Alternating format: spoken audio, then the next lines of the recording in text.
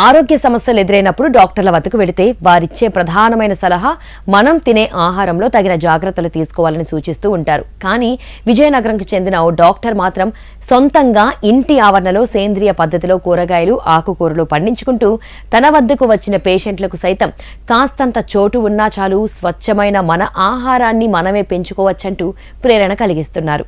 మరెందుకు ఆలస్యం?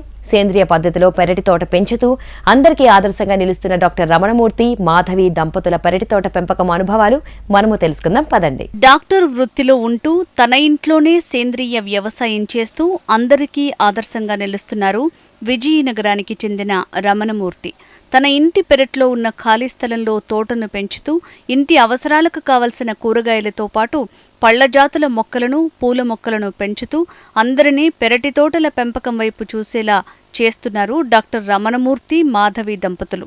పెరటి తోటలను పెంచడానికి పెద్దగా టైం కేటాయించాల్సిన పని లేదని, ప్రతి ఒక్కరూ ఉదయాన్నే కొద్దిసేపు సమయం కేటాయిస్తే శరీరానికి వ్యాయామం అవ్వడంతో పాటు ఇంటికి మంచి కూరగాయల్ని పొందొచ్చు అంటున్నారు డాక్టర్ రమణమూర్తి భార్య మాధవి. గార్డెన్ పెంచడం అనేది మేము ఇంట్లోకి వచ్చి 30 years అయిందండి. అప్పటి నుండి మాకు పూల మొక్కలన్నీ ఉన్నాయి. ఆ 3 yearsగా కూరలన్నీ కూడా పండించడం మొదలుపెట్టాము. నేను, నాతో పాటు మా వారు కూడా, ఆయన డాక్టరు, పీడియాట్రిషియను, ఇక్కడ వంశీ చిల్డ్రన్ హాస్పిటల్ కొత్త అగ్రహారం. ఆయనకు కూడా చాలా ఇంట్రెస్ట్ మొక్కలు అవన్నీ అంటేను. అంటే బజార్లో కొనే ఇప్పుడు కూరగాయలు, పువ్వులు కానీ ఏవైనా అన్నిటి మీద కెమికల్స్ చేయడం వల్ల అనారోగ్యం చాలా వస్తున్నాయి. ఇంకా అది దృష్టిలో పెట్టుకొని ఇంట్లో వీలైతే ఎంత ప్లేస్లోని ఎంతవరకు మనం చేయగలుగుతామో ఆ విధంగా చేస్తామని చెప్పి ఈ కూరగాయలవి, ఆకుకూరలు అవన్నీ పెంచడం మొదలు పెట్టాము. మొక్కలను morning 1 hour, evening 1 hour spend చేస్తుంటాను. ఈ మొక్కలు ఎక్కువగా నేను శ్రీకాకుళంలోని అన్నయ్య వాళ్ళ ఇంటి నుండి చాలా మొక్కలు అక్కడి నుండి తెచ్చుకొని వచ్చాము. కొన్ని ఇంకా కావాల్సినంటే ఫ్రెండ్స్ దగ్గర నుండి కానీ తెస్తుంటాము. మొక్కలను పెంచడం అంటే పిల్లల్ని ఎంత జాగ్రత్తగా పెంచుతామో మొక్కలను కూడా అంత జాగ్రత్తగానే పెంచుతూ ఉండాలి. వాటిని సంరక్షణ చేయడం చాలా కష్టం. ఏదో సరదాగా మొక్కలు వేస్తాం అనుకుంటాం కానీ వాటికి పిల్లలతో పాటుగా ఆహారం ఇస్తూ ఉండాలి, మందులు ఇస్తూ ఉండాలి, చాలా జాగ్రత్తగా పెంచుతూ ఉండాలి. దానికి పురుగు రాకుండా, చీడ పట్టకుండా ఉండడానికి కూడాను తగిన జాగ్రత్తలు తీసుకుంటూ ఉండాలి. ఇలాంటివన్నీ చేయడంలో కూడా మా వారు, డాక్టర్ గారు కూడా చాలా హెల్ప్ చేస్తారు. హాస్పిటల్లో తనకు కొంచెం లేజర్గా టైం ఉన్నప్పుడు మొక్కల దగ్గరికి వచ్చి ఆయన బాగా స్పెండ్ చేసి మొక్కలు ఎలా చూడాలని కూడా కొన్ని యూట్యూబ్లోని, ఫేస్బుక్లో కూడా చూస్తుండి వాటి ప్రకారం కూడా స్టాఫ్తో చేయిస్తూ ఉంటారు. ఎక్కువగా చెప్పాలంటే ఆయనకి బాగా ఎక్కువ ఇంట్రెస్ట్ మొక్కలంటేను. 3 yearsగా చాలా ఎక్కువ అయింది మొక్కల ఇంట్రెస్ట్ ఆయనకి. చాలా పిల్లలతో, హాస్పిటల్కి వచ్చిన పిల్లలతో చూసుకున్నాక కొంచెం టైం మిగిలితే ఇంటికి వచ్చి మొక్కలను కూడా జాగ్రత్తగా చూస్తూ ఉంటారు. ఇంటి పెరట్లో గత 30 సంవత్సరాలుగా పూల మొక్కలతో పెరటి తోటను పెంచుతున్నప్పటికీ గత 4 సంవత్సరాలుగా సేంద్రియ పద్ధతిలో కావలసిన అన్ని రకాల కూరగాయలు, ఆకుకూరల్ని సేంద్రియ పద్ధతిలో పెంచుతున్నామని, ఆ కూరగాయలు ఎంతో రుచిగా ఉంటున్నాయని, నేడు సేంద్రియ ఎరువులతో పండించిన పంటలు సేంద్రియ పద్ధతిలో పండించిన కూరగాయల రుచి ఇవ్వలేకపోతున్నాయని, అంతేకాక రసాయన ఎరువులతో పండించిన పంటలు తింటూ ఎన్నో రకాల వ్యాధులకు గురవుతున్నారని, ఇటువంటి తరుణంలో అంతా తమకున్న కాస్త స్థలంలోనైనా సేంద్రియ పద్ధతిలో కూరగాయలు పండించుకుంటే వాటి వల్ల కలిగే లాభాలే వేరంటున్నారు మాధవి. మా గార్డెన్లో చాలా రకాల పువ్వుల మొక్కలు, కూరగాయలు, ఆకుకూరలు ఉన్నాయి. గులాబీలు, మందారాలు, నందివర్ధనంలో 3-4 రకాలు ఉన్నాయి. కదంబం ఉన్నది, పారిజాతం, కదంబం, తుమ్మి పువ్వులు, చంద్రకాంతం పువ్వులు, ఇంకా చాలా పేర్లు ఉన్నాయి. తులసి కూడా చాలా ఎక్కువగా ఉన్నది. తులసి, మారేడు దళాలు, ఈ చెట్లు, ఈ మొక్కలన్నీ ఉన్నాయి. కూరల్లో కూడాను టమాటో, వంకాయ, బెండకాయ, బీరకాయ ఇవన్నీ కూడా పెంచుతాము. ఇంకా లాస్ట్ ఇయర్ అయితే ఆనపకాయలు చాలా ఎక్కువగా వచ్చాయి. మేము ఎక్కువగా వీటివన్నిటికీ పురుగు ఏమన్నా పడితే దానికి వేప పిండి వేయడం, లేకపోతే వేప నూనె స్ప్రే చేయడం ఇవి చేస్తుంటాము. ఇంట్లో ఉన్న కూర తొక్కులు ఉంటాయి కదా, వంటగదిలో అవి యూజ్ చేసి కూర వదిలేసినవన్నీ అవన్నీ కూడా ఎరువులుగా తయారు చేసి అవన్నీ వేస్తూ ఉంటాము. ఆవు గత్తం ఇవన్నీ వేస్తుంటామండి. వృత్తిపరంగా తాను వైద్యుడిగా ఉండటంతో నేడు ఎంతో మంది అనారోగ్యాలకు పాలవుతుండటాన్ని చూశానని, దీంతో తనకున్న పెరట్లో కేవలం పూల మొక్కల్ని కాకుండా సేంద్రియ పద్ధతిలో కూరగాయలను పండించాలని తలపించారు డాక్టర్ రమణమూర్తి. దీంతో కోవిడ్ సమయంలో దొరికిన ఖాళీ సమయాన్ని పెరటి తోట పెంపకం వైపు మళ్లించారు డాక్టర్ రమణమూర్తి.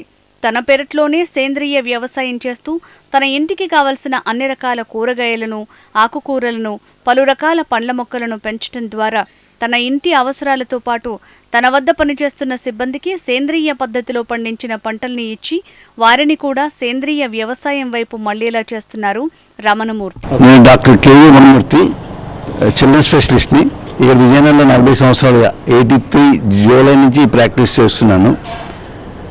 బేసిక్గా ఈ మొక్కల మీద నాకు ఇంట్రెస్ట్ కోవిడ్ టైంలో వచ్చింది. కోవిడ్ టైంలో చాలా ఫ్రీ టైం ఉన్నది. ఎక్కువ మందిని పేషెంట్స్, పిల్లలకి ఎక్కువ ప్రాబ్లమ్స్ లేవు కాబట్టి చాలా ఫ్రీ టైం ఉండడం వల్ల మొక్కల మీద కొంచెం ఇంట్రెస్ట్ వచ్చింది. అసలు ఆర్గానిక్ ఫార్మింగ్, సేంద్రియ వ్యవసాయం ఎందుకు చేయాలి, మనం ఎందుకు ఎక్కడ చూసినా ఆర్గానిక్ ఫుడ్స్ అని ఎందుకు ఆర్గానిక్ ఫుడ్స్ వాడాలి, వాటి వల్ల ఉపయోగం ఏమిటి? మేము అందరికీ తల్లిదండ్రులు చెప్తుంటాం, మీ పిల్లలకి కాయగూరలు ఇవ్వండి, కూరలు ఎక్కువ పెట్టండి, మన అన్నం ఎంత ఇంపార్టెంట్, కూరలు ఎంత ఇంపార్టెంట్, దానిలో విటమిన్స్, మినరల్స్, కాల్షియం ఇవన్నీ ఉంటాయి, కూరలు ఎక్కువ పెట్టండి అంటున్నాం. కానీ పెస్టిసైడ్స్, ఇన్సెక్టిసైడ్స్ ఉన్నాయి కదండి, ఇవి ఎందుకు వాడతారు రైతులు? ఎక్కువ పొలం రావడానికి. ఈ క్రిమి కీటకాల వలన, పురుగుల వలన, ఫంగస్ వలన ఈ ఫంగిసైడ్స్ వాడతారు ఫంగస్కి. ఇవన్నీ వాడడం వలన ఈ మొక్కల్లో వచ్చే కాయలు కానీ, పళ్ళు కానీ, కూరలు కానీ అన్నీ కలుషితం అయిపోతున్నాయి. ఎస్పెషల్లీ లీఫీ వెజిటబుల్స్ తీసుకున్నాం అనుకోండి, వాటి సర్ఫేస్ ఏరియా ఎక్కువ ఎక్స్పోజ్ అయిపోతున్నాయి.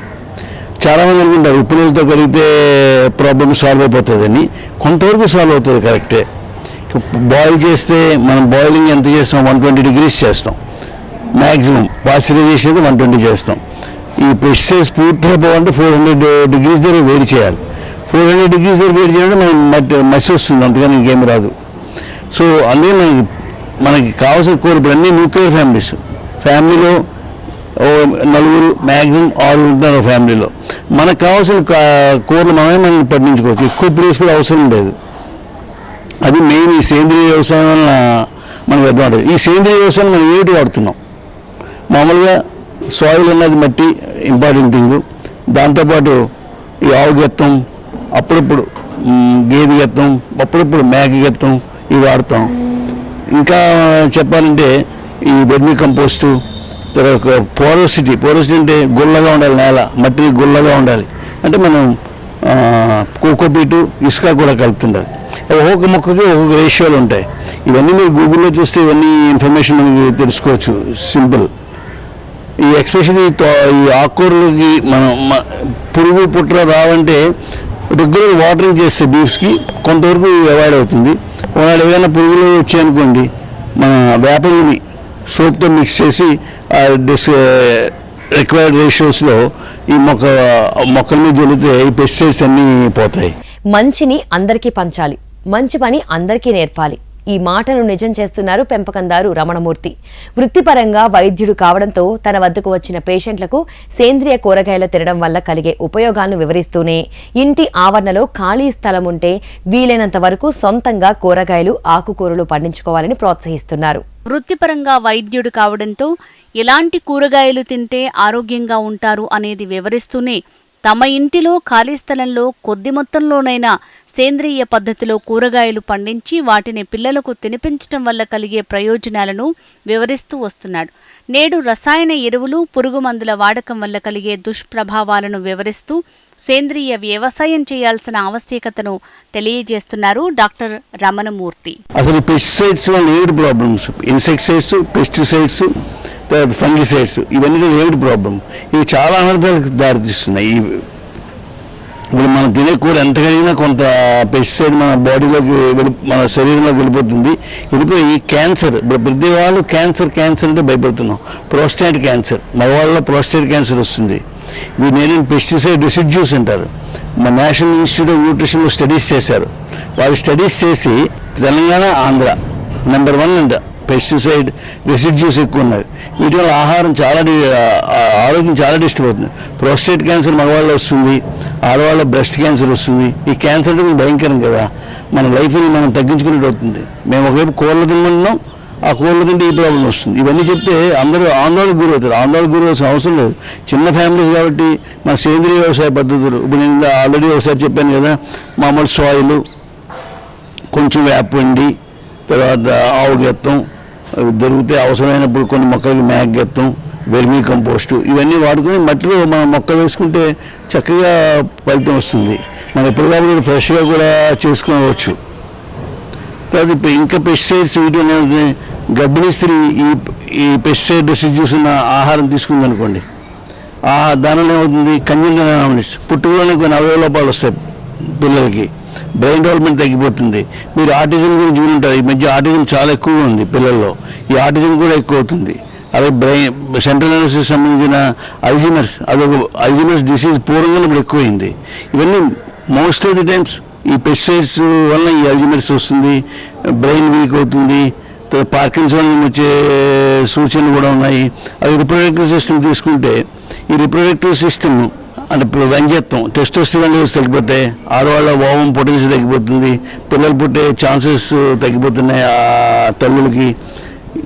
అలాగే తర్వాత ఎండోక్రైనల్ సిస్టమ్, పీనియల్ గ్లాండ్ ఉంటుంది, బ్యాన్ మాస్టర్ అంటారు, pituitary gland, not pineal, pituitary gland. ఈ పిట్యూటరీ గ్లాండ్ డిస్టర్బ్ చేస్తే మొత్తం హార్మోన్ వ్యవస్థ అంతా డిస్టర్బ్ అవుతుంది. అందులో డయాబెటీస్ మెలైటిస్ ఎక్కువ వస్తున్నది. ఈ రకరకాల ప్రాబ్లమ్స్. ఇవన్నీ ఒక రోజులో జరిగేది కాదు ఈ ప్రక్రియ, సంవత్సరాల తరబడి. మనం ఒక 60 సంవత్సరాలు, 70 సంవత్సరాలు, 80 సంవత్సరాలు లైఫ్ ఉందంటే ఇది స్లోగా జరుగుతుంది అనమాట. హ్యూమన్ లాంగివిటీ పెరుగుతుంది అనుకున్న తరుణంలో ఈ లాంగివిటీకి తగ్గిపోతుంది. అందుకే నేను అందరికీ చెప్పే సలహా ఏంటంటే చిన్న స్మాల్ స్కేల్లో మనకు కావాల్సిన కూడా మనం పండించుకుందాం.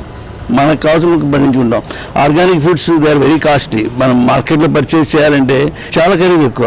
మనం కొంత టైం చేస్తే ఫిజికల్ ఎక్సర్సైజ్ అవుతుంది, మన బాడీలో ఫ్యాట్ మనకు అవుతుంది. తర్వాత ఇన్సెక్టిసైడ్స్, పెస్టిసైడ్స్ ఇవి ఎక్కడ నిల్వ ఉంటాయి, బాడీలో ఫ్యాట్లో నిల్వ ఉంటాయి. ఫ్యాటీ బీపీ ప్రాబ్లం, కిడ్నీలో నిల్వ ఉంటాయి, లివర్లో నిల్వ ఉంటాయి. నిల్వ అప్పుడప్పుడు వచ్చి ఇలా ప్రాబ్లమ్స్ క్రియేట్ చేస్తుంటాయి.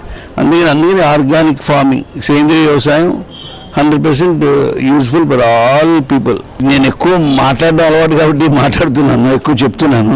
చేసేదంతా మేడమే చేస్తారు. నన్ను సలహా అడిగినప్పుడు నేను గూగుల్ సెర్చ్ చేస్తాను, వీడియోలో యూట్యూబ్లో వీడియోస్ చూస్తాను, ఎక్స్పర్ట్స్ ఒపీనియన్స్ అవి చెప్తుంటారు వాళ్ళు, అవన్నీ యూటిలైజ్ చేసుకుంటాను.